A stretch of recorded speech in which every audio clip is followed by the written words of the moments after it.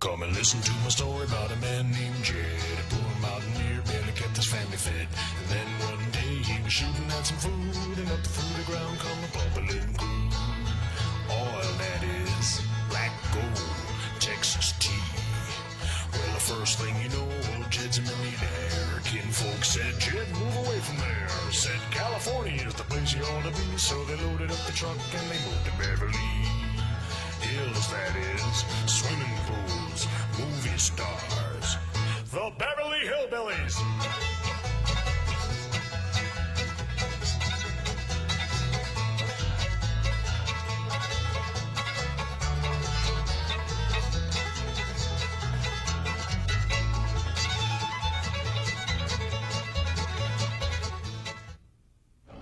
Well, howdy.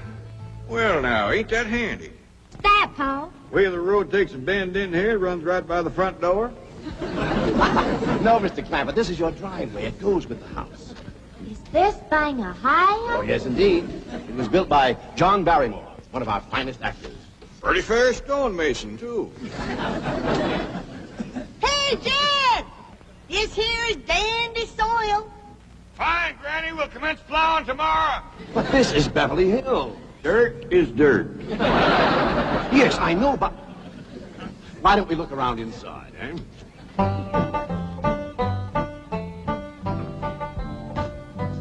Well, here we are.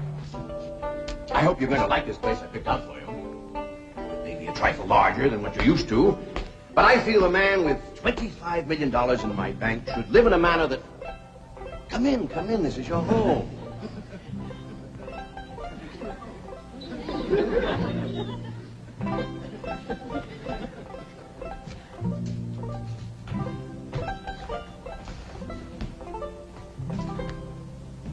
As I say, it may be a bit more than you're used to, but I'm sure you'll be comfortable. Now, my secretary will be over right away to help you with the hiring of servants or whatever problems you may have. She's a very efficient girl, Miss Hathaway. Jed? Jed? Jed? You and Jethro fetching my stove so I can get some victuals to cook in? Oh, you have a beautiful stove. Thank you. Fetch it in, Jed. You scare up some wood, Elly. No, I mean you have a stove already installed in the kitchen.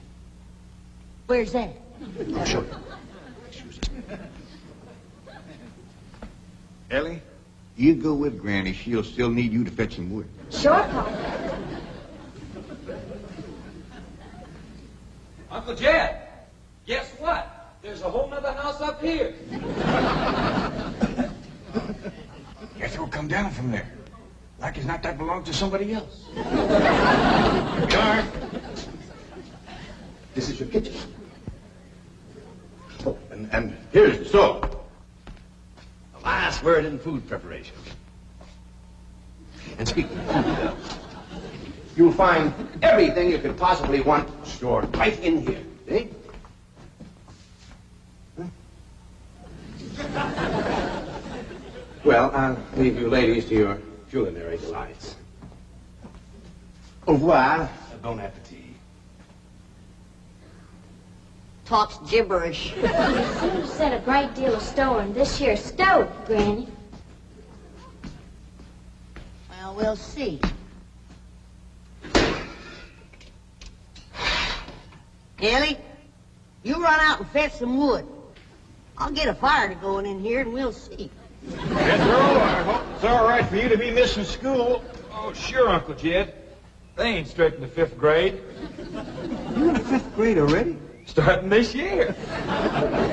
Don't seem like no time at all since I went with your ma to get you started in the 1st grade. You was 6 years old. No bigger than that. We drove clean over to Oxford so you could go to the same school your pa went to. You wouldn't know that town today, Uncle Jed. Oxford? Yes, sir. Well, that town has growed and spread out and built up and just kept getting bigger and bigger. Why, today, I bet you there must be at least 3 or 4 dozen people living there. A place like that's all right to visit, but I wouldn't want to live there. Do you have any assistance? No, thank you, Mr. Drysdale. We were just talking about Jethro here getting back to school. Oh, Well, we have some excellent educational facilities out here, Mr. Clampett. Where do you go to school, Jethro? Oxford. Yeah, you see, Jethro's ma, that's my cousin Pearl. She married an Oxford man, so naturally Jethro, he goes to school there, too. I'm the champion crawdad eater. At Oxford? Jethro put away 3 buckets of crawdads. 4. And he's learned to cipher and everything. Cipher some for Mr. Drysdale. 1 and 1's 2. 2 and 2's 4. 4 and 4's 8. I have to take off my shoes to get any further than that. Never mind. I'm sure we're thinking of 2 different Oxfords. You see, there's one that's very, very famous and very old. That's where Jethro goes to school. Been there since pioneer days. That's how come it got its name. It's where the oxen used to ford the river. So folks took to calling it Oxenford, and later on it got shortened to Oxford. Well, I'll be running. Oh, by the way, here are your keys. My secretary should be over very soon. Well, thank you very much, Mr. Drysdale, for everything you've been doing for us. Oh, it's my pleasure, Mr. Clampett. You see, I'm not only your banker, I'm your next-door neighbor. Well, say, how ain't that nice? Well, now, why don't you bring your missus over tonight for supper, and I'll have Granny womp up a mess of grits and hog jowls. Well, you see, right now my wife is in Boston. Well, that's too bad. When'll she be back? Not too soon, fortunately. I'll see you later. Well, thank you, Mr. Drysdale. Long. Uncle Jed, you reckon one of these days I can have me a little bitty old taste of Granny's moonshine? Now, Jethro, you know the family rule about Granny's moonshine? You get your first taste on your wedding day and not before. Well, Uncle Jed, that might be an awful long time. I ain't even got me no sweetheart. How come? Why, back home, every time I get me a girl, one of them there big fellas would take her right away from me. Maybe out here in Beverly Hills. Paul, could I please have the axe? I gotta split some wood for Granny. Fetch it, Jethro. Ain't this place got a wood pile? Not that I can find, but I found a whole row of black old dead tree trunks, pretty near as high as this height. Are they kind of big for you to tackle? Well, shucks, no, Paul. They're only this big around, and all trimmed and topped and strung together with a black rope, so as no matter which one you cut, the others keep it from falling. Somebody had a right smart idea there. Just the same, I think I'd rather have Jethro do the cutting. Oh, Paul, let me. Cutting trees and chopping logs ain't no work for a girl. I'm just as strong as Jethro. You ain't neither. I am so. You ain't neither. I am so, too. You want to wrestle? Darn tootin'. Now, here. That ain't no fair fight. Somebody's gonna get hurt. Now, yeah, you see? You're getting too rough. Jethro. Person can get crippled from a hold like that. Get up from there. I can't, Uncle Jed. You turn him loose and get up from there before I take the strap to the boot. Now, here, you get out there and chop down one of them tree trunks and saw Granny some nice logs. Yes, sir, Uncle Jed. Could have whooped you if you hadn't tripped me. Hey, come back here and sit down. I want to talk to you. Whooped him fair and square, and I'll do it again. You won't. That's what I want to talk to you about. Elly, maid, you're getting too big to wrestle with boys. I ain't as big as Jethro. Big that way, I mean, growed up. You're a young lady now. You gotta start minding your manners and fixing yourself up real nice and wearing dresses. Paul, folks would call me a sissy. It ain't sissy for girls to act like girls. You see, Elly, I raised you like a boy, and I was wrong to do it. I reckon every man liked to have a son, and you was my only young'un. And when your ma passed away, I just decided to turn you into a boy. By the time Granny come to help out, you was too wild to tame. By thunder, you could outrun, out-climb, out-fight, and out-shoot every boy in them hills. Still can, Paul. Yeah, but it ain't fitting. It ain't right for folks to go against nature. Now look at old Duke here. Reckon we could turn him into a cat? Of course not. That's right. Because nature made him into a dog. It's the same way nature made you into a girl. Yeah, lately she's getting more and more positive about it. You mean my ears is grown? No, nothing like that. You're pretty. Oh, Paul. I know you don't like it when I say that, but you like it when the young fellas around here commence saying it, and they will. Only they'll probably be using words, fancy words I won't even understand. But Elly, me, ain't nobody can ever tell you how pretty you really are, Symphony. You're the living picture of your mom.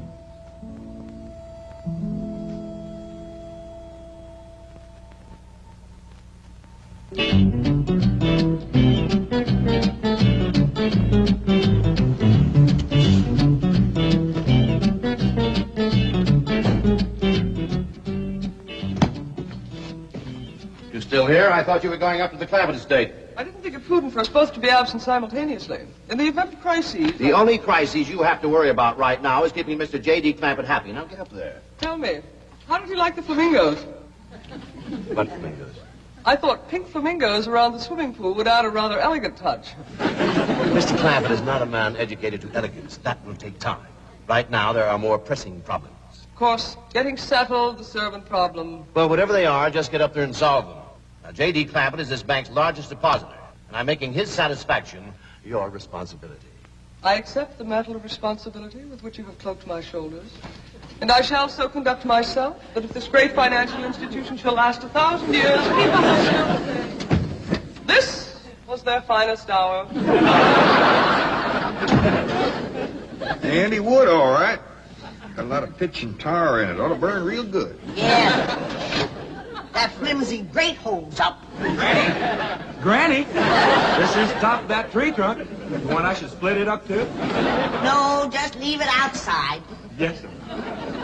This place ain't even got a wood box. Yeah, folks don't need much wood out here. Remember what Pearl says? It don't get cold. Yeah, I remember.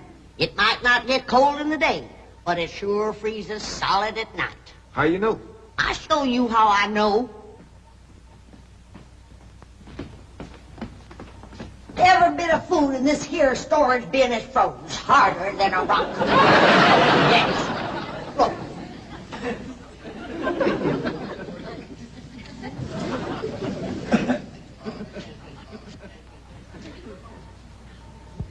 Mighty thin-skinned hog.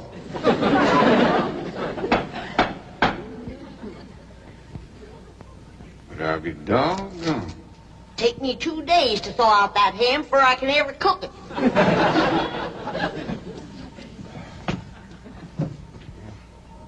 People ought to know better than store food up against the north wall. Tomorrow we'll dig us a root cellar and we put all this stuff in it. Jethro, go on out there and catch us a chicken. Okay, Uncle Jay. How you know we got chickens? Place this size is bound to have chickens. Ain't all frozen.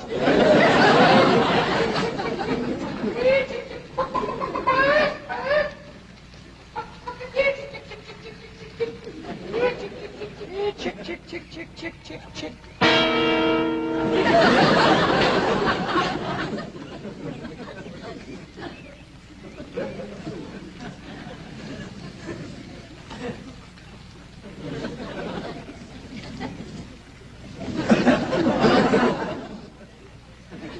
I keep a chicken.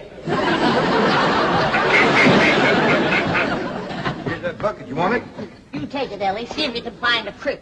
I gotta have some water. You know a pump on this place? It ain't even got a well. Uncle Jed, Uncle Jed. Yeah, boy. Did you find a chicken? I found something. I ain't sure if it's a chicken, a goose, a duck, or what. Where is it? I couldn't catch it. That thing can outrun a jackrabbit. There ain't no goose or duck. A chicken. If it is, I was right about things growing bigger out here. That thing was this high. A chicken? Ah, Jethro. Honest, it's got legs this long. Dibby's on the drumstick. Drumstick ain't much. Whoever gets that neck is eating from now on. Commences here and runs plumb up to here. You ain't forgot what I said about Granny's jug of liquor. I ain't been at Granny's jug. You have your in first. Honest, cross my heart. Where'd you see this chicken? Down by the cement pond. Cement pond. Uncle Jed, that pond is the fanciest thing you ever did see. why, they is steps. So as the cattle can walk right down into it and get a drink. And up at one end, there's a lady standing there made out of rock. And she's a-pouring water out of a jar right into that cement pond. Oh. Well, that's how come that big old pink chicken to get away from me. Flew right over the top of that there rock lady, landed in that pond, and swam like an otter. Just flapping them big old pink wings and hollered. What color did you say that chicken was? Skink. Ain't I told you that stuff would stunt your growth? Miss Granny, I didn't touch a drop. You and me is going to the woodshed. Jethro, you swear to be telling the truth? So help me, Jefferson Davis. You keep your hat off when you speak of the president. He ain't president no more. I'll have no Yankee talk in my kitchen. Now, Jethro, you and me is going back out there and corner that chicken. Granny, you get your fire to going.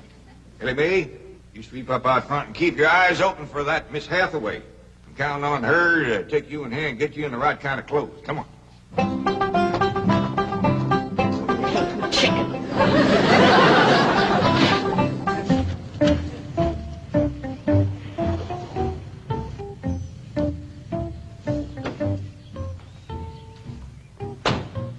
You there, young man. I ain't a young man, but I sure do thank you for thinking so. Good heavens, you're a girl. Yeah. I'm Jane Hathaway, executive secretary to Mr. Drysdale. And you, I take it, are a domestic of some sort? Cleaning girl, housemaid? Just what are your duties with Mr. Clampett?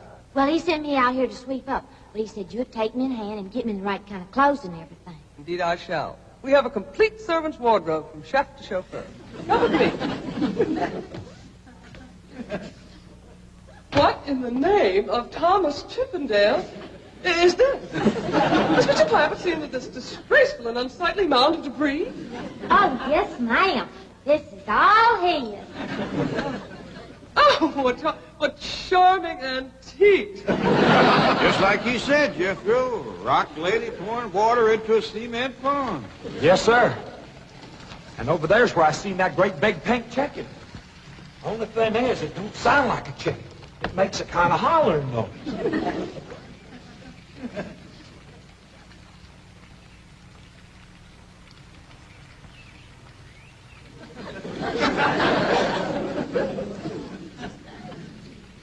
Reckon you'd make a hollering noise, too, if you was to lay an egg like that. Man, oh, man. That's what I call an egg. And you won't have to worry about food now. Wait till she cooks this.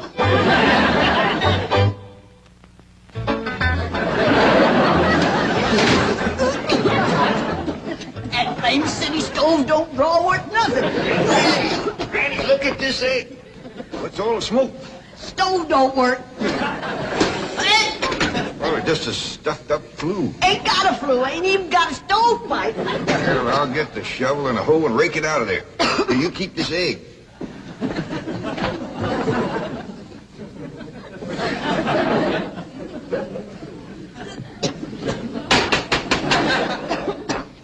Just like everything else out here. Froze solid.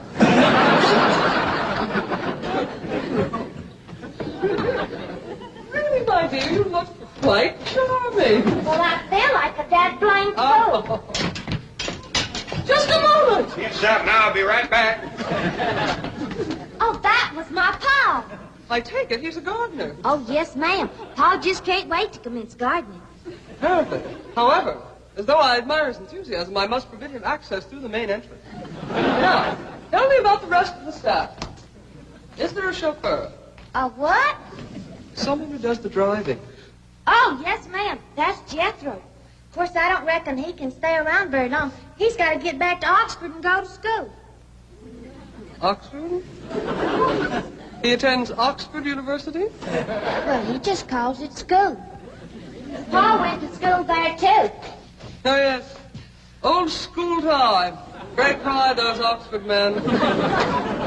Sorry I couldn't stop before. Granny was having trouble in the kitchen. Pa, do I have to wear this here stuff that Miss Hathaway... No, there can be no appeal from Mr. Clampett's orders. Thank you, ma'am.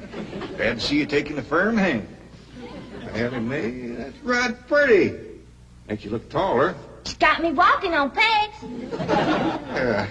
We'll run in and show Granny. And get rid of those old clothes, dear. Granny, I presume, is the cook. Yes, ma'am, but she ain't too happy about it right now. I shall deal with her directly. Now, let's see. Maid, gardener, cook, chauffeur. Oh, I understand Jethro is an Oxford man. You bet he is. I'm quite anxious to meet him. Don't blame you. Fine-looking young feller. Single, too. And he's on the lookout for a girl. I am only interested in the intellectual rapport which I would naturally have with an Oxford man. I presume you went to Eton as a boy. If I know Jethro, he went to Eton the minute he was born. Yes, of course. I suppose his father matriculated him. I kind of think maybe it was his ma. Oh, well, no matter. At any rate, he's an Eton man. That he is. Matter of fact, Jethro won the Eton championship. How marvelous. What was he champion of? Eton. Yes, I know. But what was it? Cricket? Oh, no, it was crawdad. I don't think even Jethro would eat crickets. I was referring to the game of cricket. Kid, where's the axe? I'll bet you, Granny. You talk to Miss Hathaway. And just why does Cook need an axe? I've hit this with everything I could lay a hand to. I even whomped it with an iron skip. You are supposed to hit it with a croquet mallet. All right, where is it? I don't think I'll tell you. There is a time for work and a time for play. Now then, what are we cooking for Mr. Clampett? Well, I don't know what you're cooking him, but if he wants any victuals from me, somebody better shoot a possum. Possum? You got a better idea?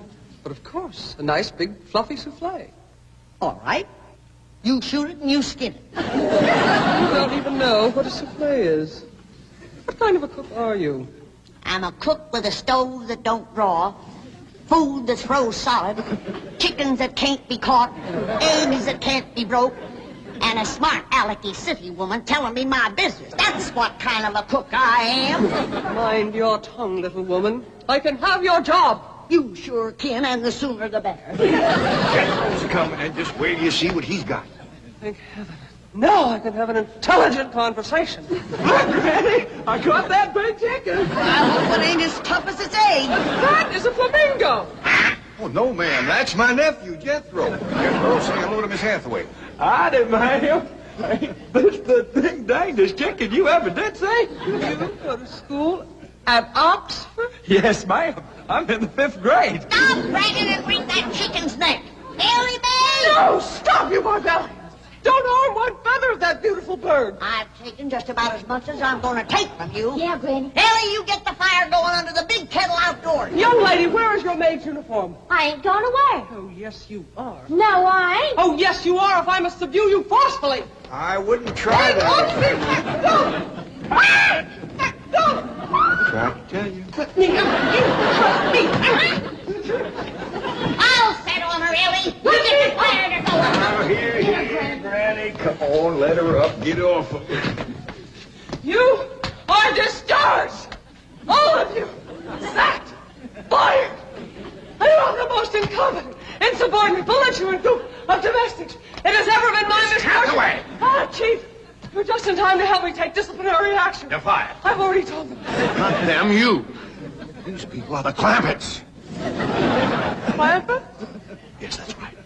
Now go back to the office and pick up your severance pay. You are through. Now, Mr. Drysdale, hold on a spell. I reckon there's been a kind of a misunderstanding. But this little lady's been a right big help to us. Why, she fit in just like one of the family. Matter of fact, her and me is going out hunting. Ain't that right, Miss Hathaway? Yes, indeed. Yeah. Jethro, you can take that pink chicken back out to the cement pond. We're going out and shoot us a nice big fluffy souffle.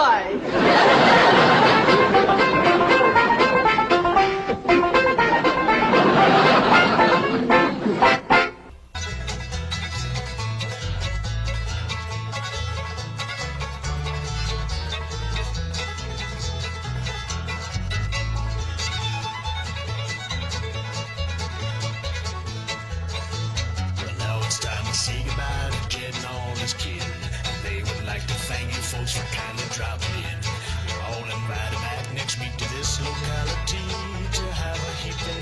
of their hospitality. Hillbilly, that is. Said a spell. Take your shoes off.